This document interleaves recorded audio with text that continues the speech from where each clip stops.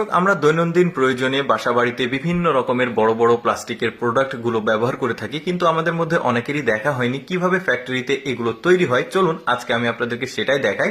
শুরুতে দেখতে পাচ্ছেন এগুলো হচ্ছে প্লাস্টিকের গুঁড়ো। একটা লোহার ফ্রেমের মধ্যে প্লাস্টিকের গুঁড়োগুলো দিয়ে এখান থেকে দরজা যেটা রয়েছে সেটাকে বন্ধ করে দিয়ে এটার নিচে প্রবল বেগে আগুন দেওয়া হয়েছে। এই আগুনের তাপ এবং চাপের কারণে ওই প্লাস্টিকের গুঁড়ো যেগুলো সেগুলো একদম গলে গিয়ে একটা ফ্রেম তৈরি হবে। দেখতে থাকুন ভিডিওটা। এরপরে পানির ট্যাঙ্কি বানানো দেখাবো আপনাদেরকে। এটা দেখুন অনেকটা সময় পর, একটা নির্ধারিত সময় থাকে, ওই সময় পর যখন হয়ে গেছে এটার দরজা খুলে দেওয়া হলো। খুলে দেওয়ার পর দেখুন একটা স্কোয়ার সাইজের বড় একটা প্লাস্টিকের জার তৈরি হলো। এগুলো কিন্তু বিভিন্ন কাজের জন্য ব্যবহার করা হয়। এরপরে আপনাদেরকে একটা প্লাস্টিকের ট্যাঙ্ক তৈরি করা দেখায়, যেটা পানির ট্যাঙ্ক আমাদের বাসাবাড়ির ছাদের উপরে থাকে।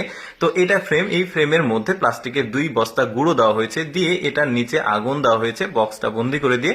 তারপরে একটা সময় শেষে দেখুন এই যে প্লাস্টিকের বড় সাইজের পানির ট্যাঙ্ক গুলো এভাবেই তৈরি করা হয়। এবার একটা বোর্ড তৈরি করা দেখাই। মাঝে মধ্যে আমরা বিভিন্ন নদীতে আরো বিভিন্ন জায়গাতে বোর্ড গুলো দেখি কিভাবে তৈরি করা হয়। এটা দেখতে পাচ্ছেন একটা বোটের ফ্রেম। এই ফ্রেমের মধ্যে প্রথমে প্লাস্টিকের 2 বস্তা গুঁড়ো দিয়ে এটাকে বক্স বন্দি করে নিচে আগুনের দেওয়া হয়েছে। তাপ এবং চাপের কারণে প্লাস্টিক গুলো গলে এই ফ্রেমের মধ্যে একটা বোট তৈরি হয়েছে। দেখতে পাচ্ছেন এটা এখন পানির উপরে চলতে সক্ষম। দেখেছেন আরো অনেক কিছু দেখায় আপনাদেরকে, কিছুটা সিমিলার হবে প্রোডাক্ট গুলো।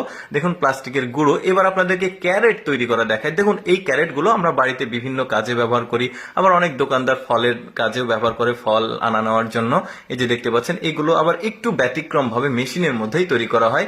এবার আপনাদেরকে গোল সাইজের একটা বড় প্লাস্টিকের জার তৈরি করা দেখায়। দেখতে পাচ্ছেন এটা একটা বড় সাইজের একটা ট্যাঙ্ক। এই ট্যাঙ্কের মধ্যে ফ্রেম আর কি, ফ্রেমের মধ্যে দেওয়া হলো প্লাস্টিকের গুঁড়োগুলো, তারপরে রং দেওয়া হয়েছে। এটা একটু আলাদা কালার হবে। তারপরে প্রচন্ড পরিমাণে আগুনের তাপের কারণে ভেতরে কিন্তু ওগুলো গলে গিয়ে সুন্দর একটা প্লাস্টিকের বড় সাইজের পট তৈরি হয়েছে। দেখুন এগুলো কিন্তু বিভিন্ন জায়গাতে ব্যবহার করা হয়।